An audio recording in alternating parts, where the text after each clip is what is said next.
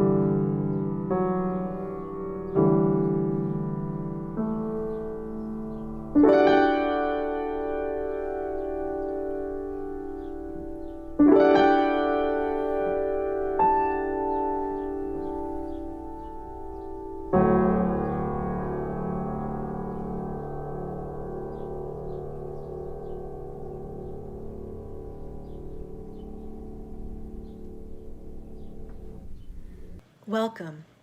From no matter wherever or whenever you come to meet with us today, you are welcome here at this joint worship service of the 4 Unitarian Universalist communities of Southern Arizona.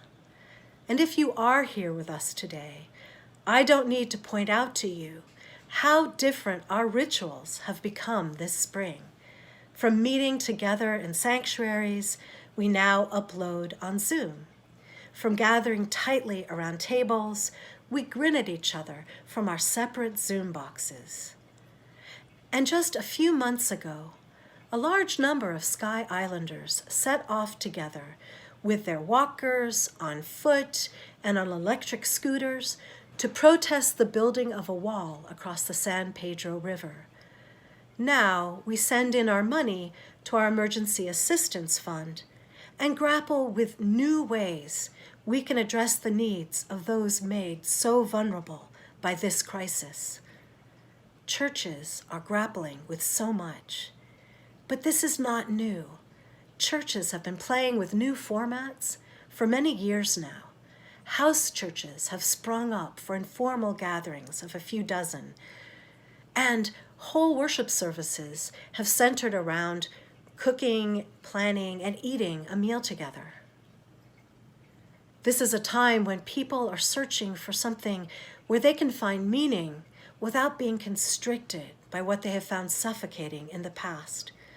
Phyllis Tickle, who has been talking to us about the rummage sale, we've been discussing the past few weeks in these Baja for worship services, says that every 500 years, the church has gone through transformation, starting with an emphasis on God the Father, then God the Son, and now on Spirit, which works well for those who seek mystery, who do not want to be hemmed in, who say they are spiritual but not religious, for Unitarian Universalists who want to come together to make meaning without giving up the wisdom from multiple traditions.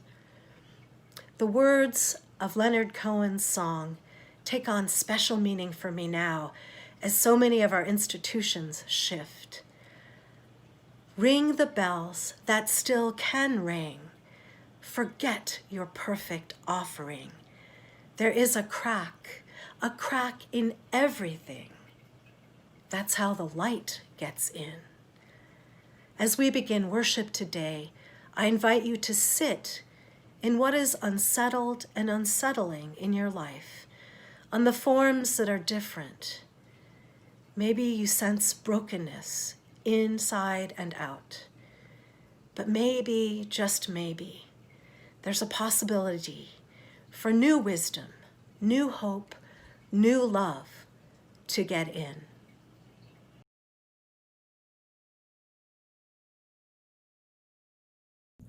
Today's chalice lighting comes from the Reverend Dr. Natalie Fenimore.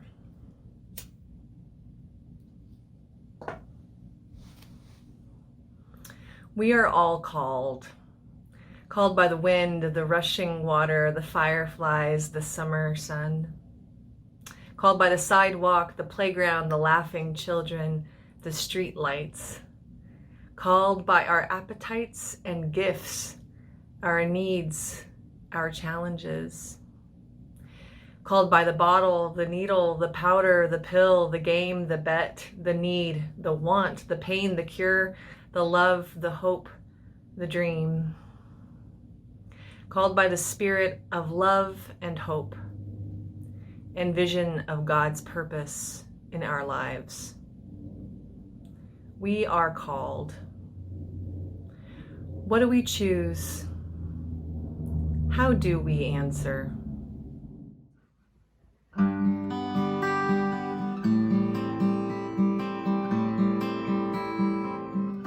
Though I may speak with bravest fire and have the gift to all inspire, but have not love, my works are vain as sounding brass and hopeless gain.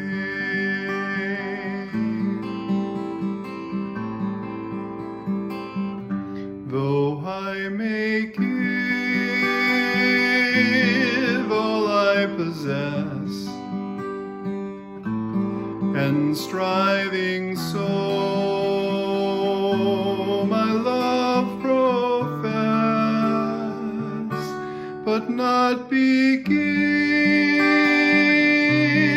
by love within, the prophets soon turn strangely thin.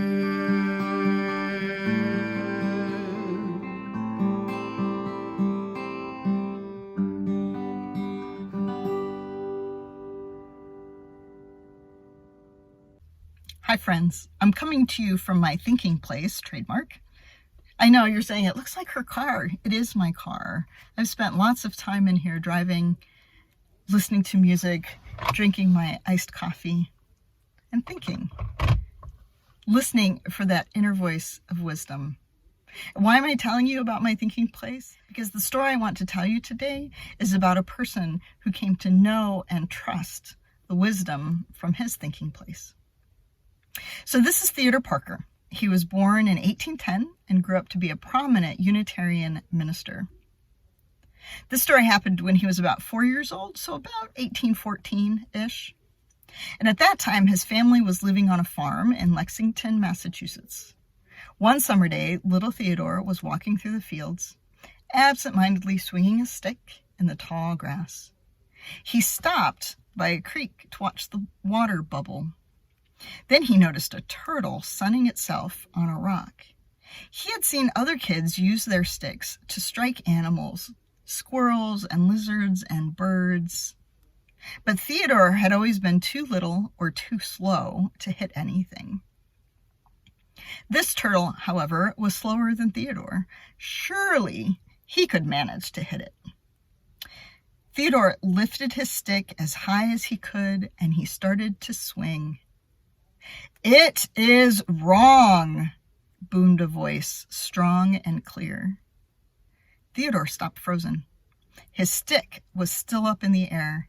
"Wrong," said a voice one more time. Theodore looked all around. It wasn't his father's voice. It wasn't his mother's. It wasn't any of his 10 older brothers and sisters. It wasn't the voice of a neighbor or even a friend. There was absolutely no one else around. Theodore dropped his stick. The turtle crawled into the pool with a kersplash. Theodore walked home thinking about what had just happened. When he arrived home, his mother was there to greet him, and he told her about the incident. She listened carefully to Theodore and listened especially carefully when he related how some strange force inside had stopped him from hitting that little animal. "What was that?" Theodore asked his mother. What do you think his mother answered? How would you have answered? Have you ever had an experience where you just knew that something wasn't right, even though the people around you were doing it, just like Theodore? Have you ever had an experience where you knew that something was right, even though no one was doing it? What do you call that truth when you experience it? When something that you just know is right or wrong? Some people call it God or conscience or moral compass or community. I believe we all have the capacity to experience and interpret our own truths. The hard part comes when we have to act on them. For Theodore Parker, that meant becoming a strong advocate for people who were disenfranchised. He worked for abolition. He worked for voting rights. He prayed to Father, Mother, God. He became renowned for his sense of kinship to all of creation. And it all started that day when he was 4 by the pond, when he chose to follow his truth. Oh, and don't forget to check on your cars. My battery's dead. I have to go get it fixed.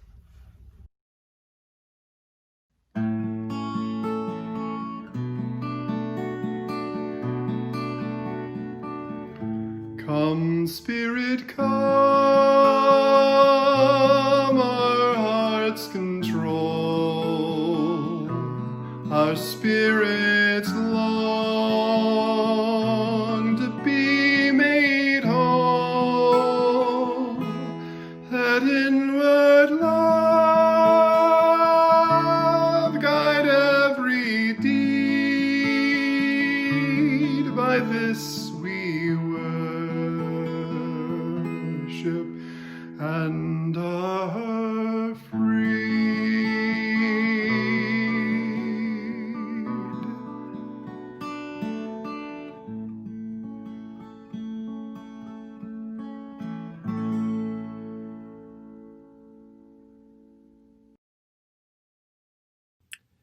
It's turning out to be, well, one hell of a world this week.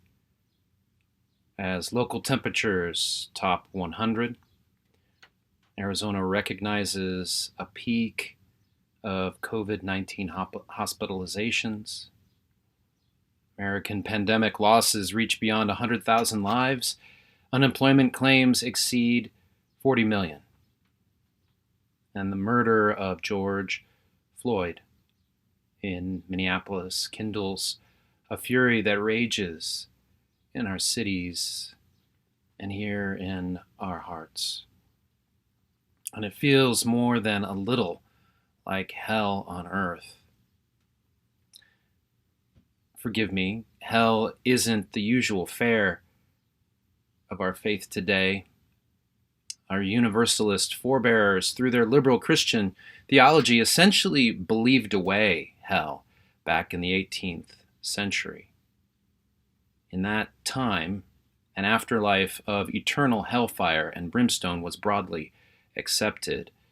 The belief that God's universal love extinguished those infernal fires won those Universalists the name No Hellites. Well, thankfully, that name didn't stick with us, but their faith in a universal power of love did. And so by hell, I don't mean to invoke the classical image of everlasting fiery punishment. Well, perhaps I do on that scorching Friday afternoon this week. But instead, I really mean the deep spiritual separation, the chasm between souls, this extreme disconnect among us that allows the world to be as it is today. This kind of hell isn't new. It has been part of our normal world, entrenched well before this pandemic, and yet somehow today it just feels more stoked up. Just going out, occasionally to the store, I feel deeply separated from those who choose not to wear a mask. And I witness in our physical distancing, so essential and necessary for the health of us all, the fuel of our isolation. I see it in the skyrocketing rates of addiction, that overpowering call to silence pain and numb isolation. And of course, I know this spiritual separation in myself. I wish, I do, sometimes that I could just turn away and shut it all out and separate myself from our world. And I'm not proud of that, but it is true.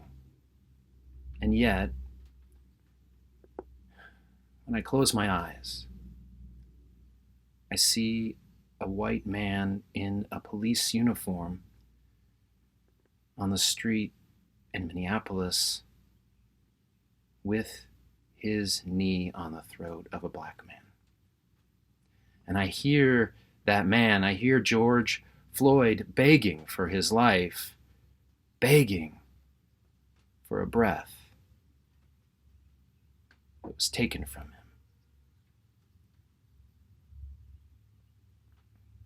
And at this moment, I think all I can do is just struggle to breathe. Just take a breath, knowing that George Floyd will never again. This is hell on earth.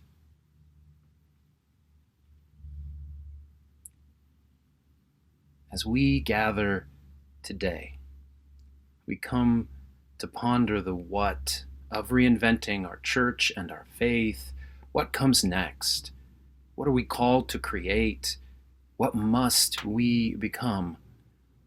And while the answers we craft have got to help us to honor our pain and focus our frustration on this cycle of violence with no change, and recognize the discomfort and the embarrassment that we feel about our parts promoting this system of separation, all of our answers must guide us to actively heal the separation that is damning our world to more of this same hell.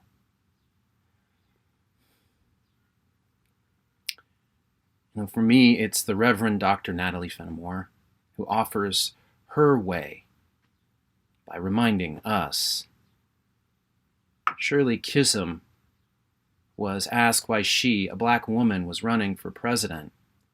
You don't have a chance. Why are you doing that?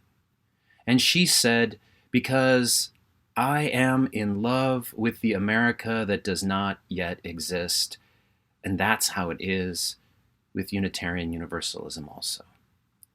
I am in the love with Unitarian Universalism that does not yet exist, says Reverend Fenimore. But I have to hold both the love for that thing and the love for the reality. It does not yet exist, she concludes. It will probably not exist in my lifetime. I don't think that it will in that of my children, but I can't deny my love for it. You know, wanting to be there in that struggle, and that's why I'm fighting. It's a love for what does and what does not yet exist. And it's a small and yet fierce voice of conscience or of soul or of whatever that you call it that calls each of us to fight for our world. Our 18th century Universalists in their struggle against a popular system of belief that damned and devalued the inherent worth of all, their example holds guidance for us. While reinventing, rebranding our faith today as Unitarian no-hellites would be a nightmare. May we choose and find it in ourselves to be so courageous and brave to follow the struggles that are named in our heritage and the wisdom of the Reverend Dr. Natalie Fenimore, so that we love the hell out of this world. I pray that we are so courageous and brave that we choose this love and we make it so.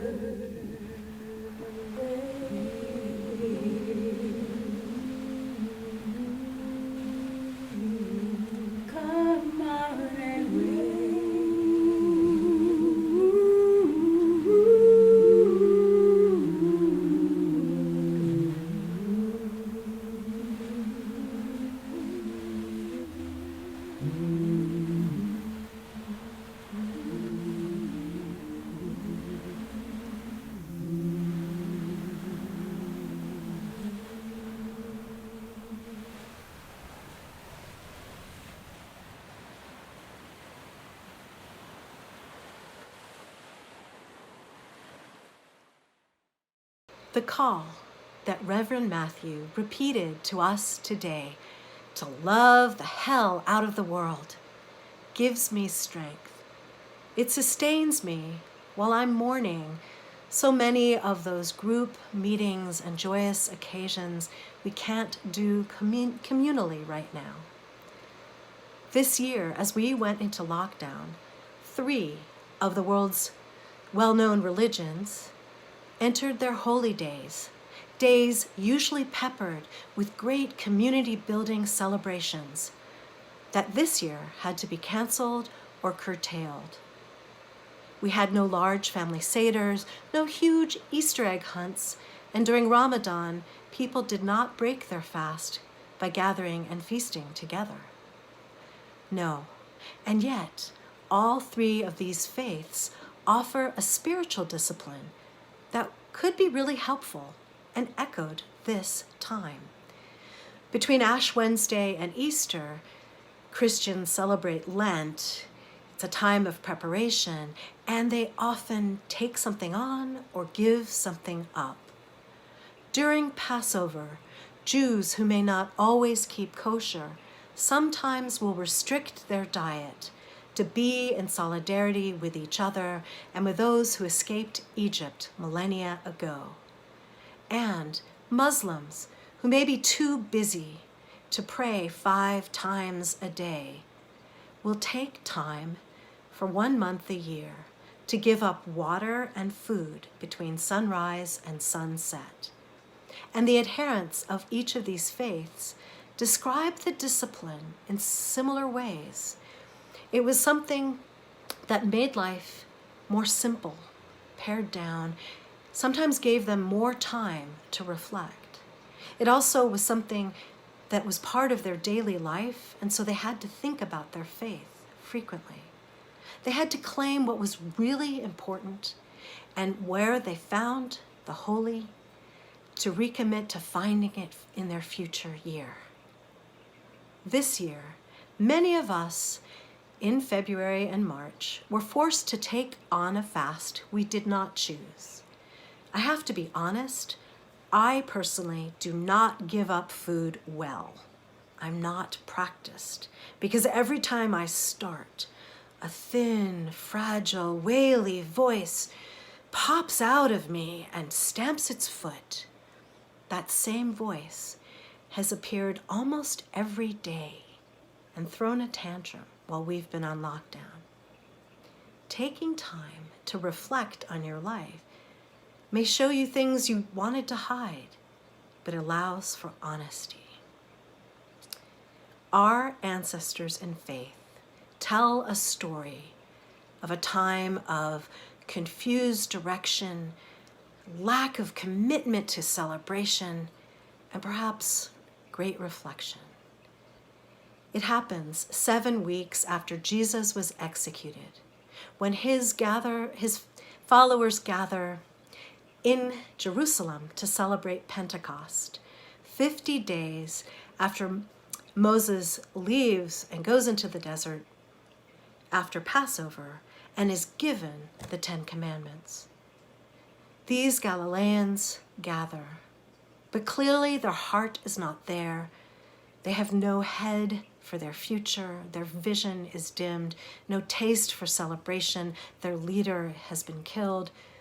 And then something strange happens, as happened to me while I was recording earlier today. I had thunder and lightning. They had a large wind blow through their house, and tongues of flames danced on them, and the Spirit came in and made them able to speak in languages they did not know, languages that Jews from all over the world in Jerusalem for Pentecost, hearing this commotion and running to hear, those were languages they did know. They were astonished and obviously drawn in and felt welcome, I believe, to hear their languages spoken. We are in a time of confusion, chaos. Our usual celebrations can't happen or feel flat. And in this time, there's an opening for something new. Maybe when we least expect it, that Spirit comes, that power. And I don't know about you, but for me, the one intangible force I truly believe in is love. I've seen it do miraculous, inexplicable things, and I believe that spirit of love can well up in our lives and in our communities unexpectedly when we need it most. It can come as that still, small voice that Parker speaks of, not a shrill, shaming voice, but one that knows what is right and speaks in a language we already understand. And that voice can lead out into community, to know what is right to do in a world that is confusing. When we look out, not only looking in and seeing the ugly there and the beauty there, we also look out into a world that is scary. Much more starkly this year do we see how unequal our world is. When people of color die disproportionately more of this virus, there is something we need to understand. We need to care. We need to give a damn. We need to move beyond superficial analyses that speak of secondary conditions and poverty and age. Yes, but why? We need to name those systems of white supremacy and settler colonialism that have created over centuries this vulnerability. And when we can find in ourselves not shame, but a sense of responsibility in these problems, maybe we can gather and as a community find a way to address them. The Spirit can open our eyes, our minds, our hearts, and show us ways to make systemic violence tangible. Right now, the world is showing footage of a burning police station in Minneapolis. That's easy to see, those acts of immediate violence. But how about years of police brutality? This week, people had their cameras on hand. Will we do the same? Will we film when African American men say, "Please, I can't breathe"? Or will we cover when an African American man is politely asking a white woman to put a leash on her dog and she goes there? "Hey, officers, this black man's harassing me." Maybe many of us do that, but with love. The love that comes into healing in addiction communities. The love that is both grace-filled and accepts us as we are, warts and all, but also is tough and calls us to accountability. Maybe that love will flow through each of us and into our communities so that together we can be and act that love Matthew spoke of earlier. That love and that transformation that may take generations, but we can sustain each other and give each other courage and move forward. I don't know where and when and how we will next meet. Outside in parking lots, in drive-through theaters, I don't really care. For me, it is that transforming love that is the what church should be.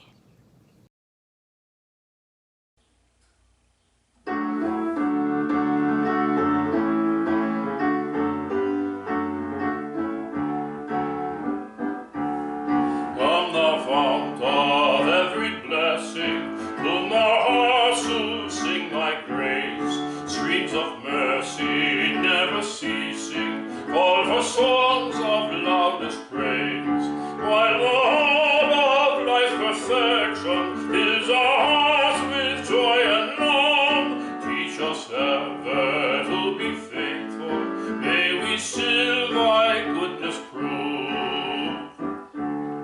Come the fount of every vision, lift our eyes to what may come. See the lion and the young lamb dwell together in thy home. Hear the cries of Walford silent, till our love grow like the sun. When we all serve one another, then our heaven is begun.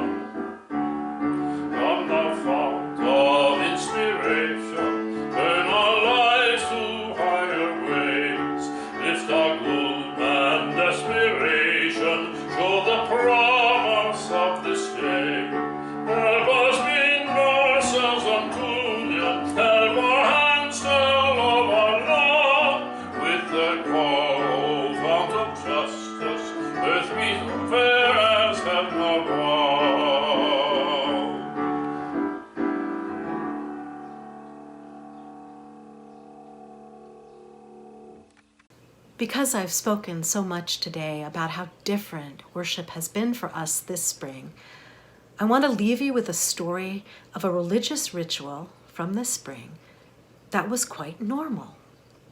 Or was it?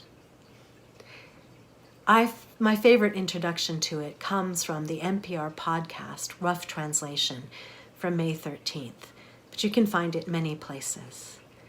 It's a story of Hotel Corona, or the Dan Hotel in Jerusalem, leased by the government for Israelis from all communities to go to heal as they get over coronavirus, COVID-19.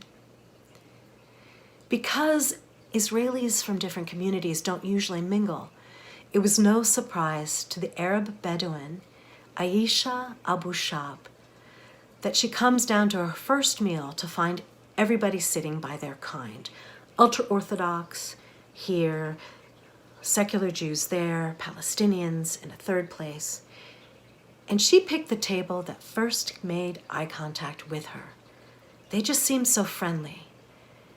They had an easy conversation, and by the end, those ultra-Orthodox were singing a song with her. She was so surprised by this sweet and rare Arab-Jewish-Israeli interaction that she took a video of it. By the next meal, more people were sitting together, less segregated. And as interactions happened, more and more people took videos and put them up on Instagram, and they made their way to Israeli TV. Israel was watching through broadcast television this new kind of reality television in which they sang karaoke together, men in kippot and women in hijab, danced Zumba, and one night a young Jewish woman who spoke both Arabic and Hebrew tried her comedy routine on them. The whole country was transfixed and joyful. As Passover neared, the staff of the Hotel Dan wanted to create a good Seder experience for everyone. The ultra-Orthodox made a polite request that there be a divider put up. They were concerned that young Israelis would be more likely to pull up their phone and video a ritual, which in Orthodox Judaism does not allow for electronics to be present. And so a huge divider was put up. But as she entered, Gina Maman and her husband Amram, who were both Orthodox, were aghast. She told her husband, "I'm sick. This is no Seder. We can't have this divider in this community." And so Amram got up, got some men to help him, and started moving the divider. An ultra-Orthodox man jumped up, and he said, "I am so happy you are moving that. May I help you?" And everyone was invited to that meal. There were Arabs and Jews, and they all sat together. Aisha ended up at the ultra-Orthodox table again, and maybe, just maybe, after the ritual was finished, someone surreptitiously videoed them singing Dayenu all together. Israelis watched this and were envious. They couldn't gather the way these COVID-19 survivors could all together in one place, in one large gathering. I'm envious for a different reason. I love seeing this powerful, miraculous, amazing human love sweep through this gathering in the intimate and tiny connections they made, little by little. May we, as we go forth to live and love and act in the world, may we too be moved by this transforming power of love.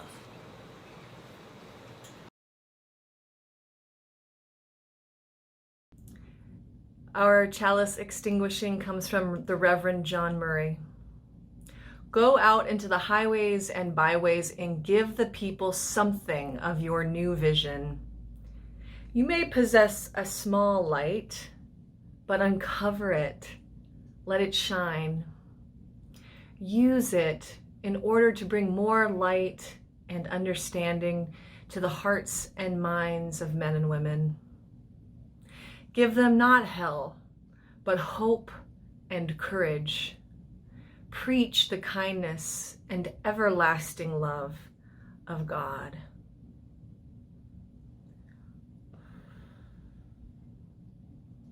May it be so.